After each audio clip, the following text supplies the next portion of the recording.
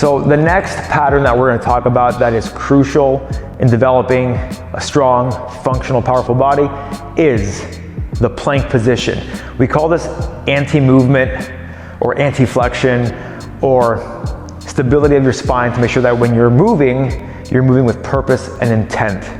So the plank is one of the fundamental movements that we do a lot of because it strengthens our midsection all the way around. Now don't think of the plank as just working on your six pack. It's working pretty much from your shoulders down to your toes. And so I'm gonna go through a plank pattern, or I'm gonna go through a plank movement, and I'm gonna show you the variation between doing a plank just for the sake of doing a plank and one that is gonna be rooted in learning how your body moves. So let's get into a plank position. And now, when I get into my plank position, I wanna get with my elbows directly underneath my shoulder, not elbows in front of my shoulder. That's what creates a nice strong platform for my shoulder. From here, get onto my toes. Now, what you commonly see in a push-up is this. Hips are sagging, big arch in the lower back, and the stress is put in my lower back. There's nothing happening in my abs because I'm deactivated. So if this position is what you're currently experiencing, I'll show you a quick way of managing that. It's gonna require you to stand up.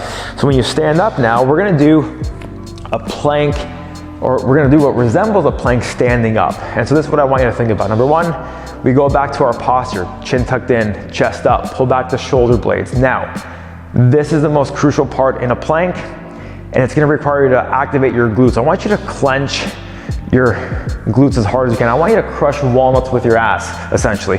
And what's gonna happen here is you're gonna find that your pelvis now tucks underneath your tailbone. So if you watch this, I'll do it again. I'm gonna relax, get a bit of an arch in my lower back. When I squeeze my butt, you're gonna notice that my pelvis tucks in.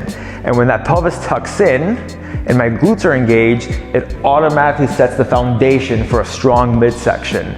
So instead of just hanging out in your plank, what you're gonna notice is the moment you squeeze your butt, you're gonna feel a lot more tension in your midsection, and that's what we want. So watch me when I do this. So I'm gonna get into my plank position, and then right off the bat, I'm gonna flex and squeeze my butt as hard as I can, and I'm gonna create tension, real active tension that is intenseful, mindful, and it's gonna put everything together. Now, if I wanna make this a little bit more advanced, if I wanna feel what it should feel like when I'm doing big movements, I'm gonna think, squeeze my glutes, I'm gonna take my elbows, I'm gonna dig them into the floor towards my feet, and my feet into the floor towards my elbows. And I'm gonna contract myself as hard as I can. It's even hard for me to talk in this position.